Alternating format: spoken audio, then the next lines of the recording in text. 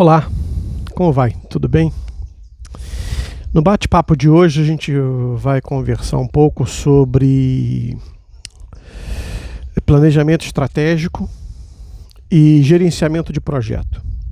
Bom, planejamento estratégico, ele tenta promover as inovações que o negócio necessita para que você consiga alcançar a expansão, lançamento de um novo produto, entrada em um novo mercado, aquisição de novos clientes, dentro de um perfil pré-determinado.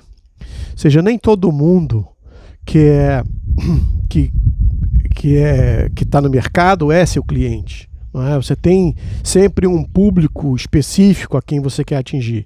E o planejamento estratégico tenta, de alguma maneira, fazer com que você racionalize e coloque os esforços, recursos humanos, recursos financeiros e recursos de tempo para alcançar esse público de uma maneira mais acelerada, fazendo com que você fidelize os clientes que já estão na sua plataforma e adquira novos entrantes, né, através dessa estratégia, que é uma estratégia que une marketing operacional, aquisição de ferramentas, equipamentos e por aí vai. Não é? Então, no início do planejamento estratégico, você deve tentar perceber quais são os recursos que você já possui. Não é? Uma análise de SWOT, uma análise de SWOT em inglês ou uma análise fofa em português, né? Onde você vai analisar quais são as suas forças e quais são as oportunidades. E, consequentemente, você também vai analisar quais são as fraquezas que você possui e quais são as ameaças. Isso vai, de alguma maneira, te orientar a fazer o planejamento estratégico. Se você não tem experiência em fazer o planejamento estratégico, o pessoal do Sebrae vai te ajudar a fazer isso. Tá? Consulta o pessoal do Sebrae ou consulta um consultor da sua região. Não é? E caso você venha contratar um consultor da sua região, pede para ele te explicar quais foram as estratégias que ele adotou para outros clientes, quais foram a taxa de sucesso que ele teve e liga para o cliente dele, pede para ele que você quer ligar para o cliente dele, você quer fazer uma reunião para saber qual foi a taxa de sucesso, o que o cliente dele gostou no serviço que ele prestou para você e o que é que ele poderia melhorar, porque aí você já vai eliminar uma série de coisas e vai aprender com os erros que ele cometeu com o cliente e os acertos que ele tenha cometido também. Então essas são as providências que você pode tomar. Né? Esse é um investimento pequeno. Se você não tem experiência em fazer, pede ajuda para esses dois canais que eu estou indicando para você, que você vai ganhar muito tempo, você vai ganhar muito no aprendizado. Tá? Então a análise de SWOT é o primeiro passo. No segundo passo, você vai entender para quem é que você está fornecendo aquela inovação, por que é que você está sugerindo isso, quanto custa fazer, quando você vai conseguir entregar as etapas dessa inovação e como você vai fazer isso, de que maneira você vai fazer essa entrega. Né? Então, quando você tem mapeado essas premissas iniciais, você começa a enxergar o seu projeto, o seu planejamento estratégico com uma outra visão. E a partir desse planejamento estratégico começa a surgir a cultura da sua organização, que você vai disseminar para todos os seus colaboradores para que eles saibam quais são os objetivos que a empresa tem, de que maneira ela pretende alcançar esses objetivos, promovendo a comunicação. Eu tenho um grande amigo chamado Pedro Junqueira, que uma vez nós estávamos trabalhando juntos e por algum motivo houve um erro de comunicação, e eu não me lembro nem se foi um problema meu, se foi um erro de comunicação meu. Mas o Pedro me disse o seguinte: o erro de comunicação é do comunicador. Então não é nunca de quem entende. Se eu disser alguma coisa aqui que você não entendeu, a culpa é minha. Eu é que te expliquei mal, eu é que trouxe para você um fundamento equivocado e você acabou não entendendo.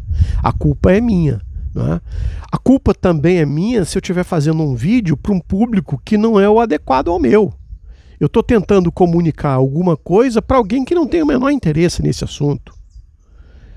E aí também é meu, em escolher a audiência. Então, a falha de comunicação é um erro do comunicador. Como é que você consegue perceber se você está errando na comunicação? É você perguntar para as pessoas se elas entenderam e tentar pedir de uma maneira cordial, amigável, num trabalho em equipe, que elas te digam o que elas entenderam. E aí você vai ter uma compreensão de como funciona a cabeça do outro, qual é o grau de maturidade da cabeça da sua equipe, né, das mentes que participam da sua equipe profissional, e dessa maneira você vai entender quanto tempo você vai demorar para alcançar o seu objetivo, né? E qual o custo de alcançar esse objetivo. Também vai perceber se você precisa trazer mais alguém para a sua equipe por um prazo temporário, por um prazo longo, né? Gerenciamento do tempo da equipe é alguma coisa também muito importante. Então, a outra ferramenta que eu te indico é que você utilize a matriz de Eisenhower. Ela está disponível em vários vídeos do YouTube. Mas ela basicamente faz o seguinte: ela tenta dividir os temas em categorias, em 4 categorias: urgente e não urgente, importante e não importante. E aí, com base nessa inteligência, você faz o gerenciamento do tempo. Quando você vai delegar alguma coisa para alguém da sua equipe, ele tem lá uma relação das coisas que são urgentes e que são importantes que ele deve executar, porque elas são urgentes e elas são importantes e devem ser executadas por ele, ou no caso, se você tem a sua matriz de Eisenhower, eu aconselho que tenha. Aquilo que é urgente e importante depende da sua decisão, depende da sua ação e você precisa agir. Depois disso, a gente tem as coisas que são não urgentes, mas igualmente importantes. Essas coisas não urgentes, mas igualmente importantes, você deve delegar para alguém. E quando você delega alguma coisa para alguém, é importante que essa pessoa não seja cobrada por você. Esse é um acordo que você deve celebrar no começo do seu projeto, na contratação da sua mão de obra. Olha, quando eu te delegar alguma coisa, você vai me dar notícias daquilo que eu te deleguei. Se eu tiver que te pedir uma vez a respeito, se eu tiver que te perguntar sobre o andamento daquilo, está errado. Porque eu tenho uma série de outras coisas que eu preciso observar, que eu preciso tomar conta. Então, é parte do seu trabalho me entregar um relatório verbal, ou escrito, ou por áudio, daquilo que está acontecendo, para que eu saiba que aquilo foi concluído. E se por acaso você não conseguiu concluir, por motivo qualquer que seja, você me informa, porque dependendo do que você me diga, eu vou ter que interferir para dar prosseguimento naquilo. Por quê? Porque aquilo ali é importante para a nossa companhia e precisa ser realizado. Então, dessa maneira, você não precisa correr atrás dos seus colaboradores. Você tem 7, 8, 10 pessoas na sua diretoria que estão tomando decisões. Você não precisa falar com os 10 para saber como é que eles estão indo. Eles é que vão falar com você, poupando o teu tempo. Sabe aquele negócio assim que você me pediu, não consegui fazer porque faltou matéria-prima? Sabe aquele negócio que você me pediu, não consegui fazer por causa da legislação? Sabe aquele negócio que você me pediu para fazer, eu não consegui realizar aquele trabalho porque falta mão de obra? Falta um especialista? E assim você vai tomar conhecimento do progresso das suas tarefas e dos seus projetos, né? E o seu planejamento estratégico vai ter começo, meio e fim. Eu costumo dizer que a gente às vezes tem muita iniciativa, mas tem pouca acabativa. A gente começa, mas não conclui. Então, um outro fator importante no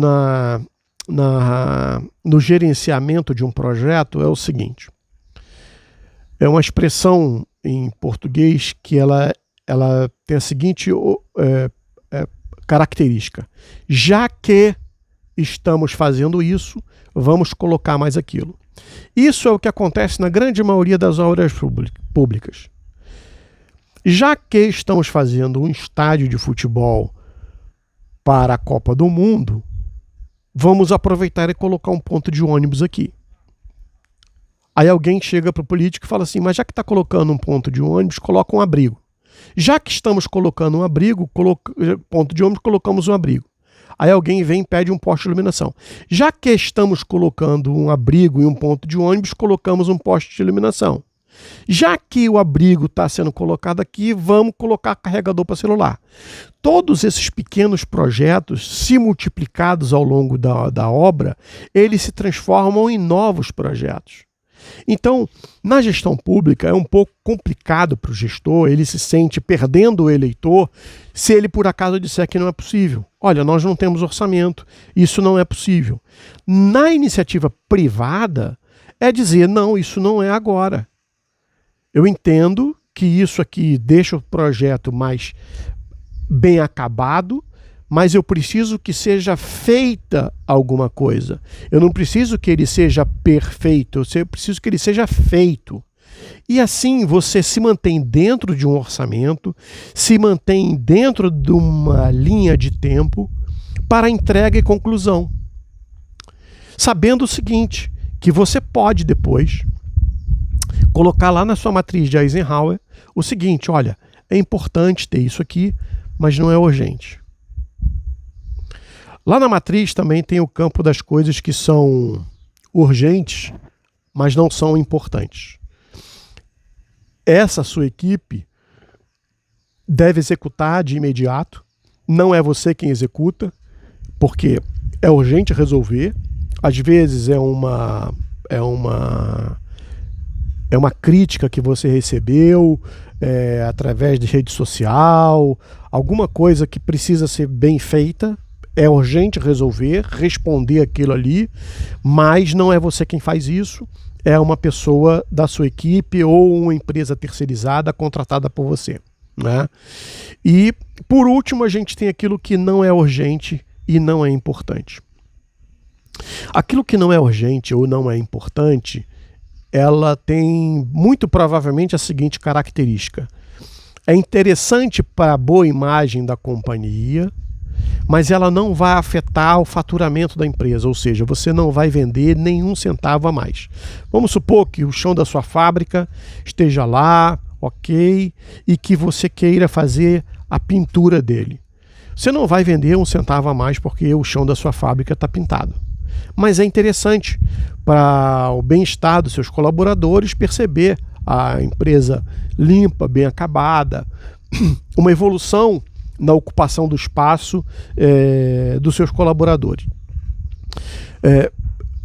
Isso você pode planejar para um longo prazo, ou seja, você estabelece que num período onde você vai estar com a fábrica fechada, inoperante, você vai pintar o chão da fábrica. E aí você vai ter a oportunidade de fazer um planejamento desse gasto, desse investimento muito melhor. Você vai saber quem é que produz os melhores galões, você vai saber quem é que utiliza a melhor tinta para a necessidade que você tem, e aí você vai determinar, no carnaval nós vamos pintar. E aí você vai determinar quem é a equipe que pinta, se é sua, se é terceirizado, e a partir daí você coloca essa implantação que é desejável, mas que ela não impacta imediatamente, de uma maneira significativa, no faturamento do seu negócio. Tudo aquilo que impacta no faturamento do seu negócio é urgente e é importante. E isso deve ter prioridade. Então, jamais faça uma lista de atividades que você precisa fazer de uma forma linear. Procura dividir o grupo de tarefas com base nesses conceitos. Importante e não importante, urgente e não urgente. Matriz de Eisenhower é uma excelente ferramenta. Você tem digital, você tem no papel, ela é simples e ela se chama Matriz de Eisenhower porque foi o comandante e o presidente americano Dwight Eisenhower que estabeleceu isso. Ele foi a pessoa que gerenciou o projeto de lançamento da NASA e o projeto de criação da internet, ok? Então, gerenciamento de projeto é isso. Eu espero que você tenha gostado do vídeo. Se tiver qualquer dúvida, eu estou aqui à disposição. Bons negócios e uma boa semana para você. Tudo de bom.